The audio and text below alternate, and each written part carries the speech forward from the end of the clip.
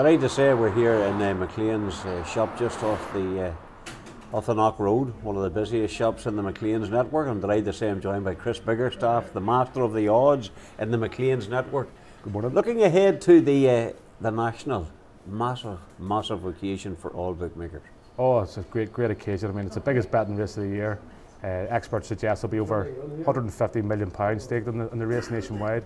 And hopefully we can get through the runners here and give the punters a few pound back.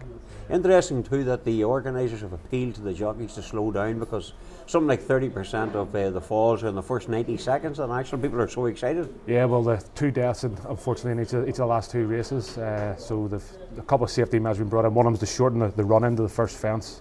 Hopefully all the horses get over safely, and will be special betting available on the day for all runners to clear the first fence. Now, a 50 to 1 winner in the Irish National. Do you see a 50 to 1 winner at the National? Hopefully not. Hopefully it'll be more punter friendly result. But I say this race has got better year on year. You're looking at one that's sort of the top of the betting's got a great chance of winning it. Now, your tips and also your prices. Go ahead, Chris. Right, we'll start off with the favourite. On his own, Willie Mullen trained horse will be likely to be Ruby Walsh's mount. It's 7 to 1 at the minute. I can only see that shortening. It's likely to go off. It's the shortest favourite that I can remember. Probably around a 5 to 1 shot, I imagine it'll go off. It'll be a good winner in terms of the owners. The owners, Andrew and Graham Wiley, have had a terrible year with luck.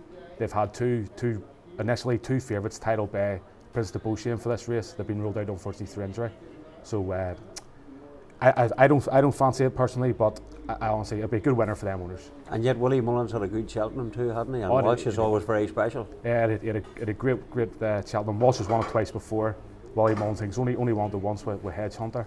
And this horse went well last year. I mean, it was unlucky. It was brought down at Beecher's Brook when it was in third at the time. But I say but the odds reflect that it wouldn't be one for me.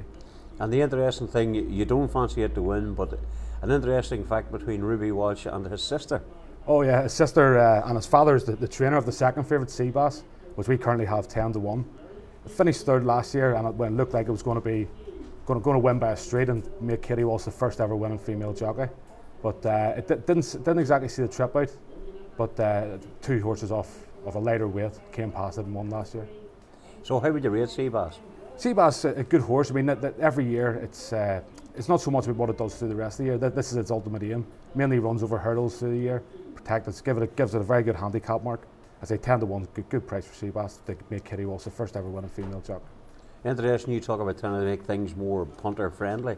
So what are your other tips and what are your other thoughts in what's going to be a fantastic race? Oh, it's going to be outstanding. AP McCoy, local jockey, which we all have a bit of interest in. He's got a very, very tough decision. He has two runners at the top of the betting, Sunnyhillboy 14 to 1 and Colbert Station also 14 to 1. Both owned by his boss JP McManus.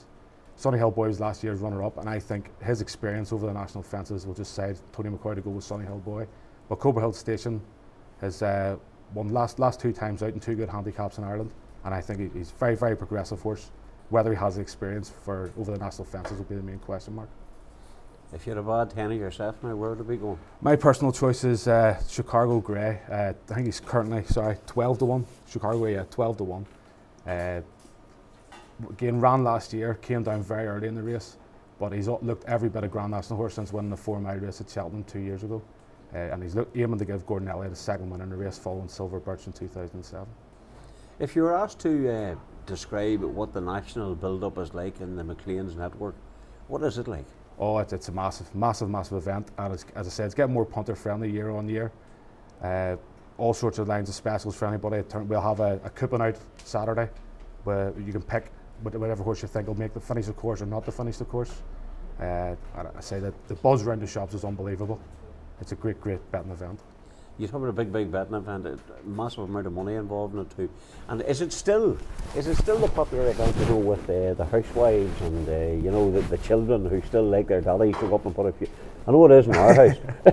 Unfortunately, we shouldn't be taking the bets off the children, but definitely the housewives. And again, same year on year, the housewives will be looking for Tony McCoy or indeed Kitty Walsh, the female jockey. It's the sort of bets I go for every year. And to give the working man, so to speak, a good winner, a horse called Always Waining at 40 to 1 has won the last two runnings of the Topham Chase. If he sees the trip is the only issue with him. If he sees out the trip, which is connections, believe he'll do. You can make a mockery of his 40 to 1.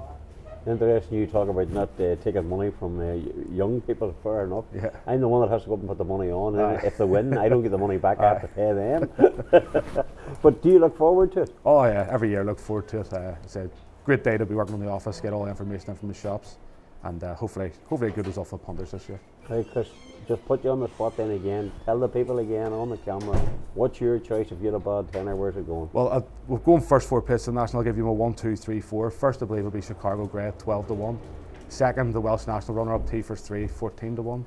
The 2011 winner, Ballabriggs, is currently 22. It'll certainly give punters a run for his money. Good place odds at 22-1.